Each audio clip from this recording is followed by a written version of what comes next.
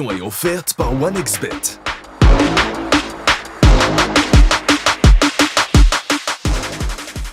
Bienvenue au Mag des Sports, dont voici le sommaire. Dans ce nouveau numéro, nous parlerons de handball avec les résultats des Diables Rouges en Angola et celui du tournoi de Madingu, précisément J'aime la Buenza au sens propre. Notre deuxième sujet sera le football avec AC Leopard et AS Otoo, deux équipes congolaises qui ont commencé les compétitions africaines. À tour de rôle, nous aurons sur ce plateau Franck Matamba, Marvin Sondé et Achille Zikutoto. Ne changez pas de chaîne. Une petite pause. On se retrouve juste après. Cette émission est offerte par OneXBet.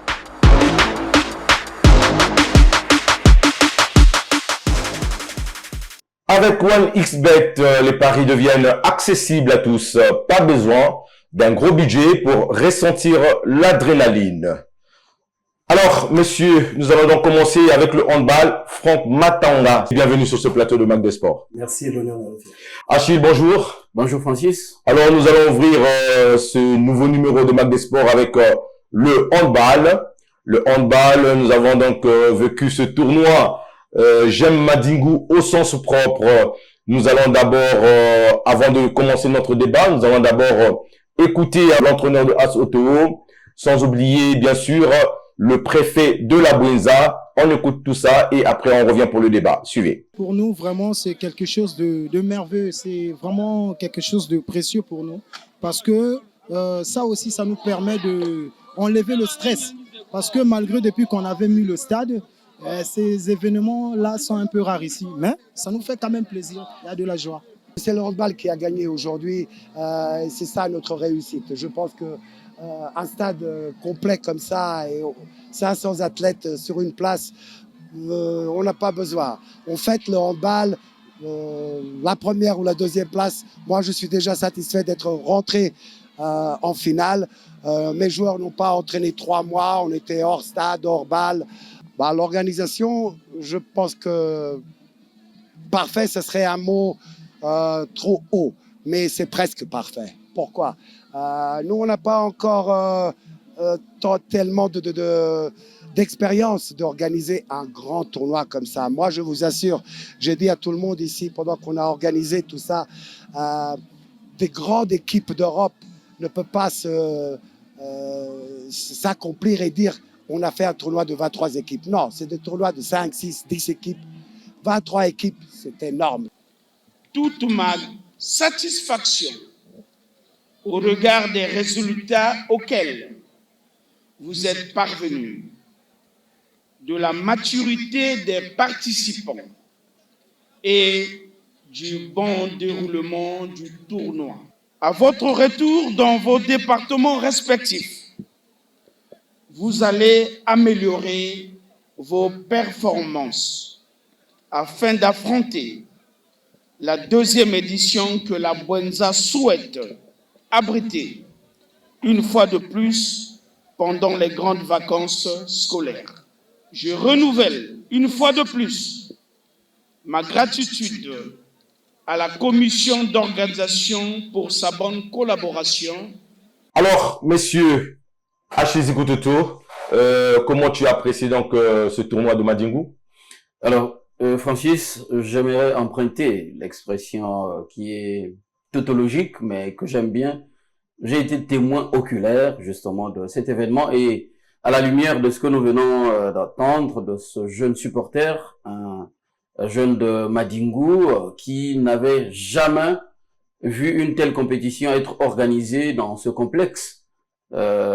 Omnisport de Madingu, construit à l'occasion de la municipalisation accélérée pour le compte du département de Madingu. Donc c'est un soulagement. Pour lui, c'est une première et quelque chose qu'il faut pérenniser.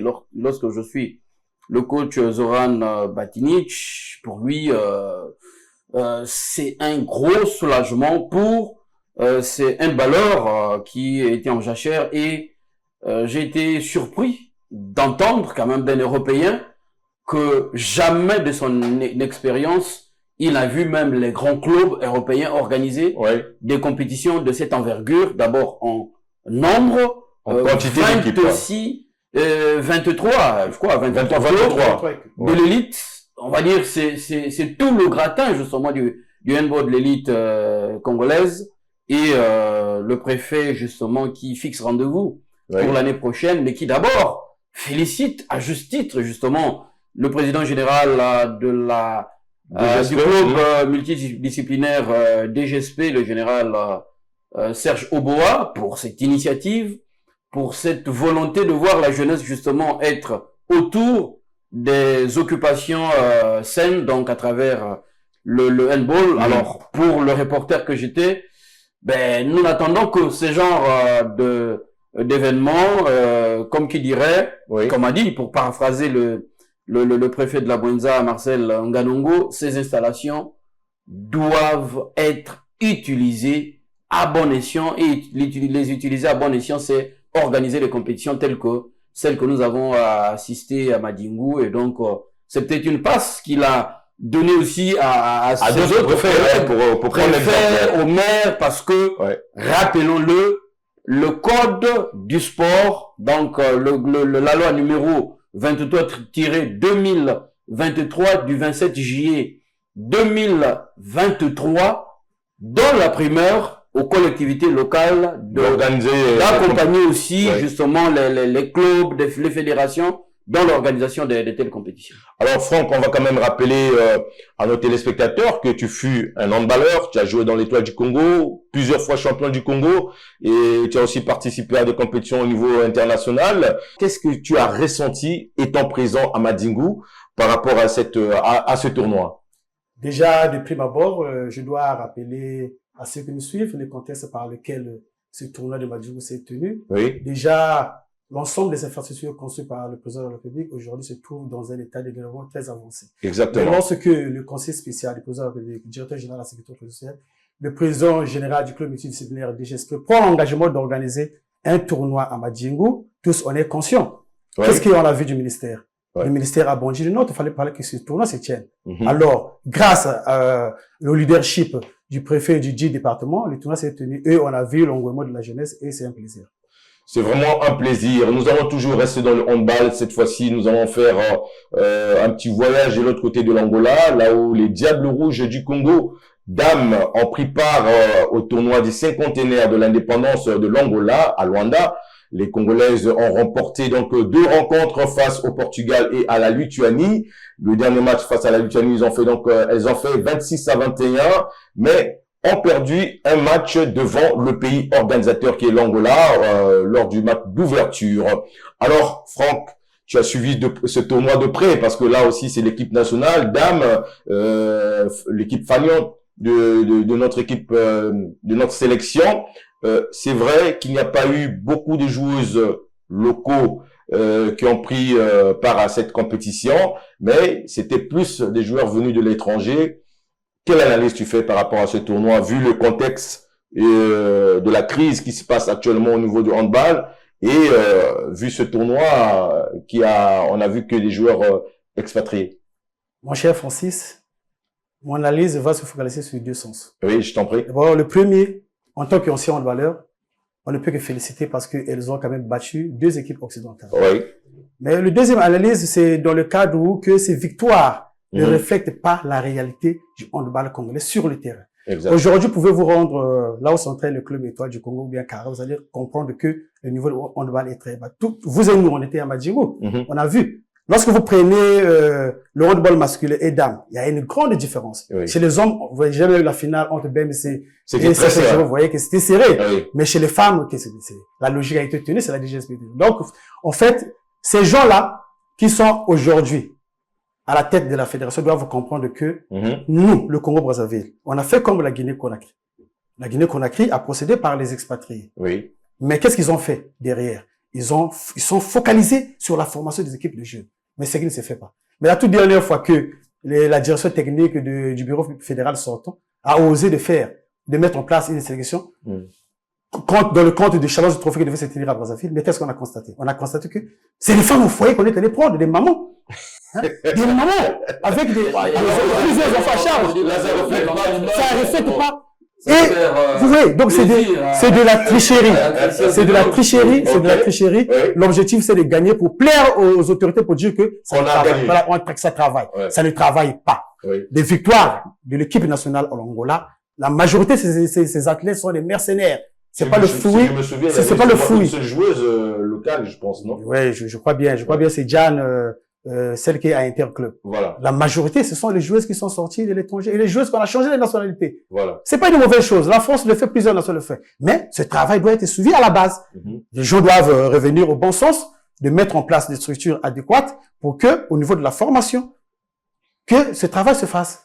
Achille Zikutoto, comment toi tu analyses la chose en fait? Je sais que lui il est très passionné, un ancien handballeuse, c'est vrai qu'il a mal au cœur quand tu fais des choses comme ça. Mais avec un peu de recul. C'est pas la même sensibilité, donc moi je prends peut-être un peu de recul, de recul, mais comme il a dit, déjà lorsqu'on voit sur la fin, le Congo est quand même deuxième de cette compétition, remporté par le pays hôte, donc l'Angola. Mais en même temps, je suis d'accord avec lui sur le fait que c'est la réglementation de l'IHF où vous pouvez justement naturaliser les jeux. D'ailleurs, le Congo en profite aujourd'hui. Depuis quelques compétitions, nous sommes habitués à aller à la CAN, aller à la Coupe du Monde avec en majorité justement ces expatriés. Mais en même temps, c'est un trompe-l'œil. C'est un trompe-l'œil parce que concernant ce tournoi, c'est un tournoi amical, ne nous enflammons pas. Donc l'engagement de ce tournoi, ce n'est pas comme la CAN, ce n'est pas comme le tournoi, je sais pas, zonal de la zone 4, de la zone 4 Afrique centrale, ou la Coupe du Monde. Donc mettons d'abord un bémol là-dessus. Et ensuite, nous avions eu ces débats-là à l'époque du président Jean-Claude Libovi, lorsque effectivement les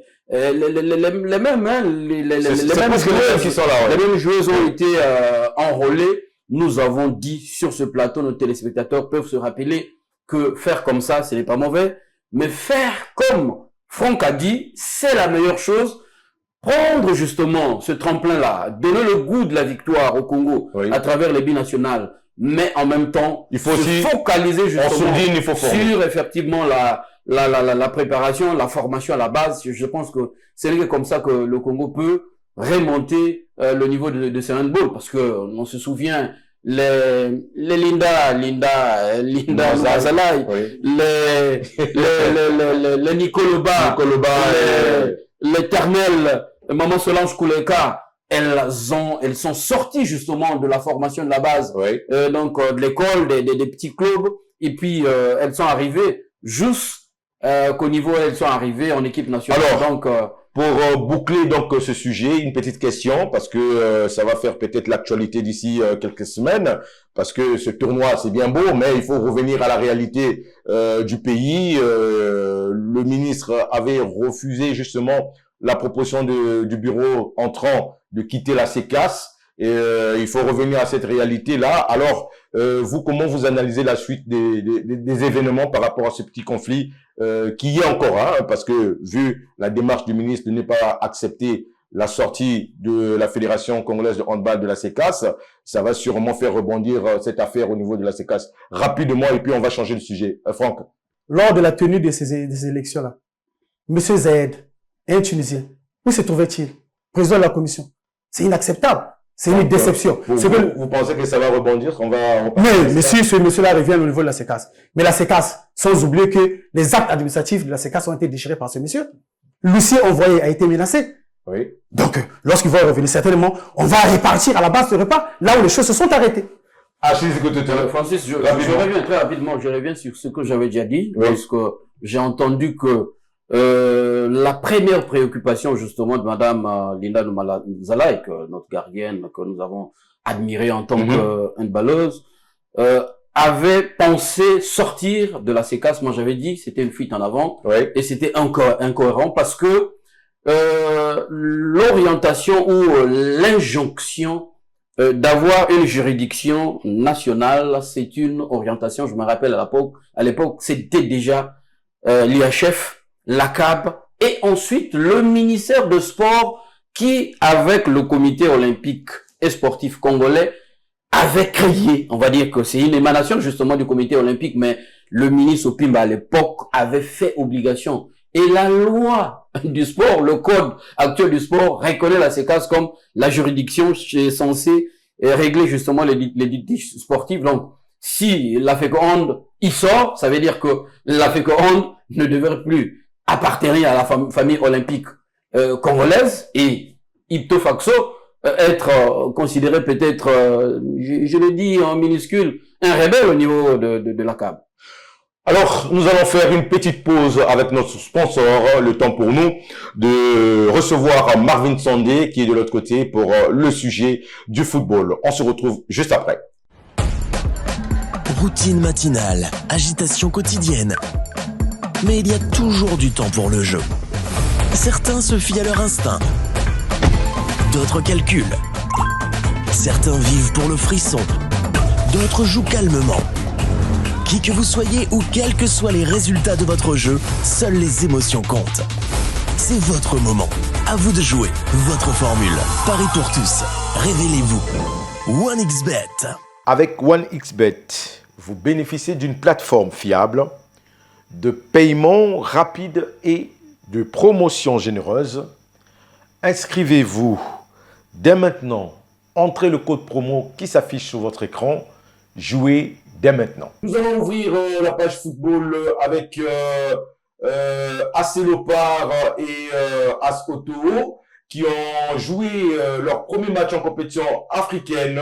Avant de rentrer dans les détails, nous allons d'abord suivre ce reportage du service des sports de Vox TV qui fait le résumé de ces deux rencontres. Suivez, on se retrouve juste après. L'entrée en compétition des Fauves du Niari à la phase allée du premier tour des préliminaires de la Ligue des champions africaine n'a pas été fructueuse pour les poulains du coach Cédric Nanité Lamion. Malgré une ribambelle de situations et d'occasions de but, le 11 des Fauves du Niari a péché par manque de réalisme offensif. Après le résultat nul des heureux 0, qui ne fait pas les affaires d'AS Léopard, le plus dur reste à faire au match retour. Le match retour, je suis un fervent admirateur du beau jeu. Avoir l'emprise sur le ballon, faire courir l'adversaire, c'est ce qu'il faut faire parce qu'une équipe qui adore le ballon, première arme fatale pour eux, c'est les privés du ballon, ils ne sont pas habitués à jouer sans ballon. J'ai suivi mon collègue dire qu'ils sont chez eux, ils vont monter chez eux, mais sachant qu'on sera en Afrique, la Mozambique, c'est le Congo c'est la Mozambique, nous sommes des pays africains et on se connaît. Du côté de Luanda, les Kali Otoko d'AS Ottawa sont allés s'imposer face au 1er de Agosto par un score de 2-1 grâce au doublé de Wilfried Nkaya.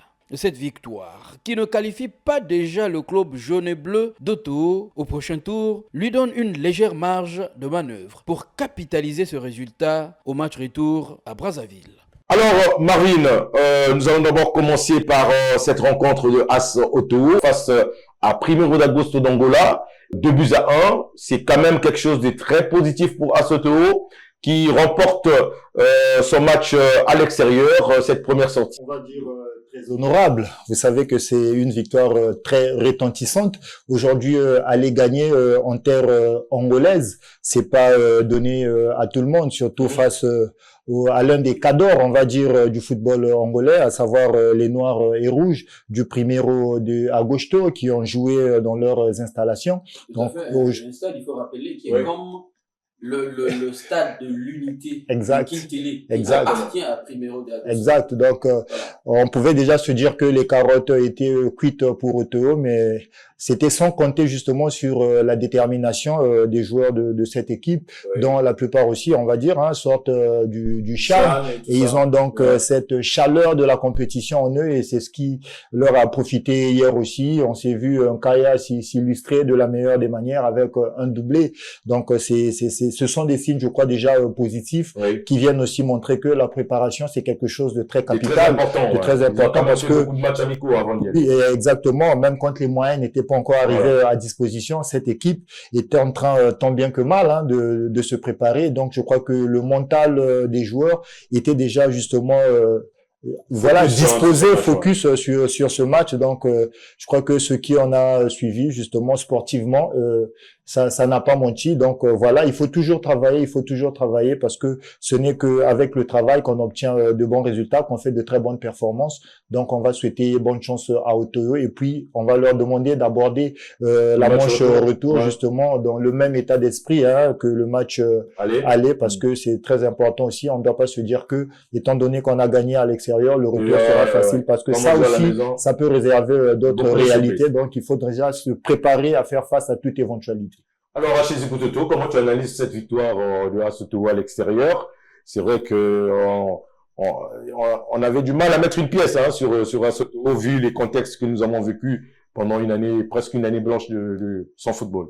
Quand même, Assoto qui est en préparation depuis 3 mois, qui a eu un nouvel entraîneur, pouvait tirer son épingle. Voilà, a fait un casting, comme a dit Marvin, avec quelques meilleurs joueurs de la place de la République du Congo qui sortent du Chan. Ils ont fait venir Manga Sport pour les matchs tests à domicile. Ils ont joué contre d'autres équipes qui participent aux compétitions africaines.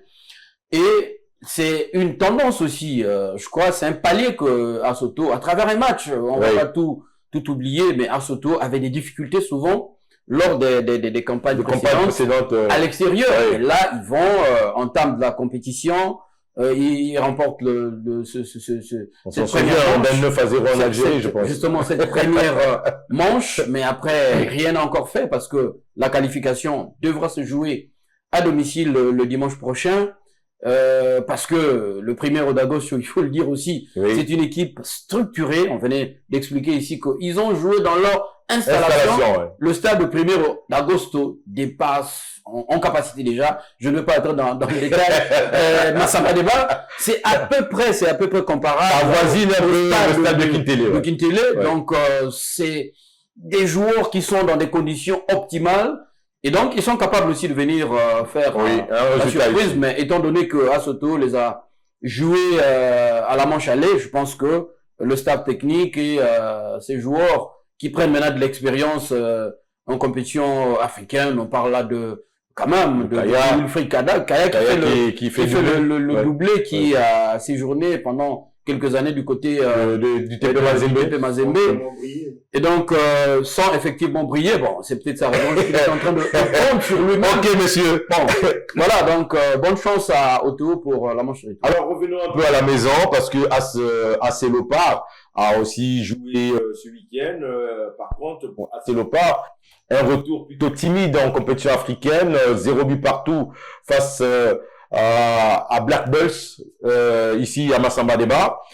C'était quand même quelque chose de positif de voir cette équipe des AC Leopards revenir en compétition africaine, malgré tout ce que nous avons connu, malgré qu'ils ont commencé aussi la préparation un peu en retard, mais il y a quand même un entraîneur assez outillé de l'autre côté de AC Leopards, Cédric Nanité Lamio, qui a fait le nécessaire pour que Assoto ne puisse pas chuter ici à la maison. Comment tu analyses cette rencontre, Achille? Alors d'abord, Francis, lorsque j'ai vu ce match, en tout cas, les gens vont m'excuser, mais je ne dis que ce qui est réel, parce que le football, c'est vrai que le coach Nanit, en parlant des stats, il dit ça appartient aux journalistes, mais Black Bulls, on peut aujourd'hui se dire, lorsqu'on entend Mozambique, mais c'est la référence, c'est le champion en titre de la Mozambique.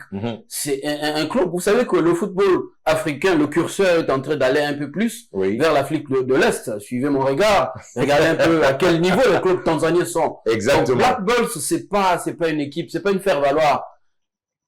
C'est une équipe qui est tenante du titre. Ils sont à leur 13e journée de championnat, ils sont 2e dans leur championnat. C'est une équipe valeureuse, et lorsqu'on l'a vu jouer, je pense quand même qu'avec le jeu chatoyant lusophone. Après, du côté d'AC Léopard, je pense que c'est un nul où ils ne prennent pas de but à domicile. Ce n'est qu'un nul, mais je pense que c'est un nul que je prends comme voilà, comme une défaite. Pas une défaite, mais quelque chose de positif lorsqu'on prend tous les paramètres. Cette équipe qui venait de commencer sa préparation il y a moins de 2 semaines. Il y a moins de 2 semaines avec les matchs tests par-ci par-là. Bon, la chance de cette équipe, comme tu as dit, c'est Cédric Nani-Telamio. Mais à côté de Cédric Nani-Telamio, il y a quelqu'un qui a l'expérience de la compétition africaine, qui a été l'adjoint de Mog lorsque l'AS Léopard a gagné la Confédération, donc Hugo Ondina. Et puis on a quelques jeunes, quelques valeurs sûres en équipe nationale, en équipe nationale, qui sortent justement du CHAN. Et donc j'ai vu plutôt un match où la seule chose qui a manqué, c'est la justesse technique. Mais sinon, j'ai vu la dernière passe. J'ai vu quand même une équipe qui a su quand même tenir la dragée de cette équipe mozambicaine, même si à la fin, il n'y a pas eu de but. Marvin, tu es du même avis qu'Achille. C'est vrai que il n'y a pas eu de but, mais quand même, on a vu une équipe de AS Léopard, vu le contexte qu'il vient d'expliquer, plutôt, on va dire, plutôt valeureuse. Oui, vous savez, c'est pas facile, hein. Le football, disons, les matchs de football se préparent toujours, vous savez, à différents niveaux. Et du côté de Léopard, nous savons que les conditions de préparation n'étaient pas optimales. Oui. Donc, ce qu'ils ont fait hier, je crois que c'était pour limiter la casse. C'était non du titre. C'était pour limiter la casse. Et puis, vous savez que les joueurs mozambicains, ils sont pas aussi venus pour faire des cadeaux à l'AS Léopard. Oui. Donc, le seul bémol que j'ai trouvé du côté de Léopard, c'était vraiment, comme l'a déjà souligné Achille, le manque de justesse, hein, au niveau des lignes la finition, la dernière passe. Donc c'est ce qui a manqué. Par contre, au niveau voilà, du milieu du terrain et même les arrières ont vraiment fait preuve de beaucoup de courage, de beaucoup de discipline, et même athlétiquement c'était assez compliqué pour certains joueurs, mais en tout cas avec la détermination, on a vu cette équipe, hein, des verts et blancs, en tout cas faire quand même nous montrer de très bonnes choses. Et vous savez, quand vous jouez à la maison, l'idéal c'est toujours de gagner. Mais malheureusement, ça n'a pas été le cas pour les Fauves. Mais après, il reste quand même une manche retour. Je crois que tout reste possible. On peut toutefois aussi s'inspirer de cet exploit retentissant de Théo pour se donner du courage aussi, pour aller faire justement, pour aller faire buter les buffles noirs chez eux à domicile à Maputo.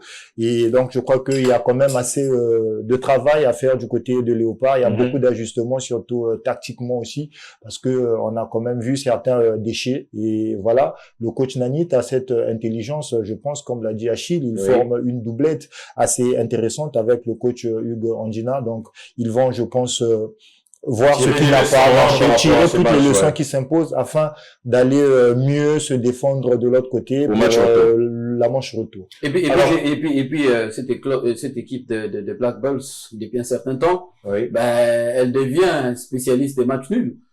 J'ai suivi un peu leur dernière rencontre. Je pense que le staff technique d'AS Léopard le sait. Et lorsque un des confrères a posé la question justement au coach justement de Black Bulls, le gars a été un peu surpris. Mais je pense que si on part sur ce fait-là, les matchs ne se ressemblent pas, c'est vrai. Mais avec la pression de jouer à domicile, le fait de ne pas encaisser à domicile, pourvu que l'AS Léopard aille, ouvrir la marque à Maputo, je pense que faire douter cette équipe. Ça pourra faire douter Black Bulls. Alors, une petite pause de notre sponsor avant de revenir sur le plateau pour une dernière question et après, nous allons boucler. OneXBet.cg, c'est une plateforme créée pour ceux qui apprécient à la fois l'adrénaline et le confort. Ici, chacun trouve son bonheur. Une dernière question avec ce sujet de AS Léopard avant de boucler. Achille Zikototo. AS Léopard à la carrure pour faire un bon match retour, pour peut-être se qualifier rapidement. Mais Cédric Nani-Telamio, qui connaît bien son équipe mieux que moi, il a dit oui.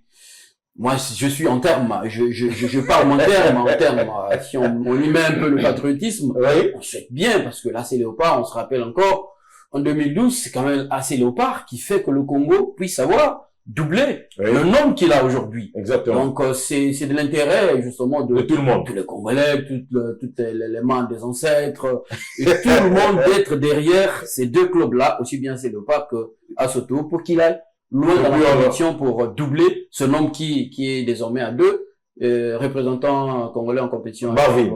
La carrure de AS Léopard pour le match retour. Pour Asoto, on voit déjà que les couloirs sont verts, ça, mais pour AS Léopard, Je crois que ça s'annonce un peu compliqué. Vous savez, Koto n'a pas bénéficié, comme on l'a dit ici, d'une très bonne préparation. Il a déjà, excusez-moi, justement, n'a pas bénéficié d'une bonne préparation, ce qui justifie même son match nul face à cette équipe courageuse.